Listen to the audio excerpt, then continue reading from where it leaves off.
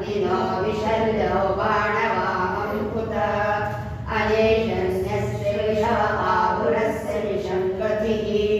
या ते हेतिर्मीनुष्टमहस्ते बभूवते धनुः तयास्मां विश्वतस्तमयक्ष्मया परिभुज नमस्ते अस्त्वायुधायानागताय धष्णवे उवाभ्यामुदते नमो बाहुभ्यां तव धन्वने परिते धन्वनो हेतिरस्मान् नृणत्तु विश्वतः अथो य इषुधिस्तवारे अस्मन्निधेहितम् नमस्ते अस्तु भगवन् विश्वेश्वराय महादेवाय त्रयम्बकाय त्रिपुरान्तकाय त्रिकाग्निकालाय कमलाविरुद्राय नीलकण्ठाय मृत्युञ्जयाय सर्वेश्वराय सदाशिवाय श्रीमन्महादेवाय नमः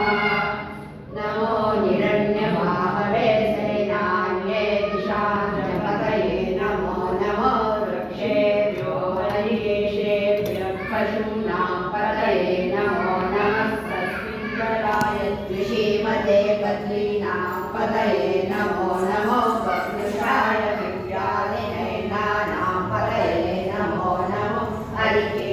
हरिकेशायोपवीपिने पुष्टानां पतये नमो नमो भवस्य हेतैर्जगतां पतये नमो नमो रुद्राय तथाविने क्षेत्राणां पतये नमो नमः सूताय हन्त्याय वनानां पतये नमो नमो रोहिताय स्तपतये वृक्षाणां पतये नमो नमो मन्त्रिणे वाणिजाय कक्षाणां पतये नमो नमो भुवन्तये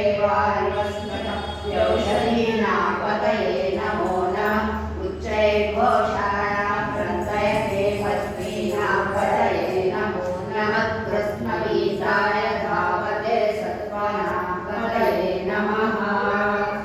नमः सहमानाय दिव्याधिन आव्याधिनीनां पतये नमो नमः करुवाय निषङ्गिणे सेनानां पतये नमो नमो निषङ्गिन यशुनिमते तस्कराणां पतये नमो नमो वञ्चते परिव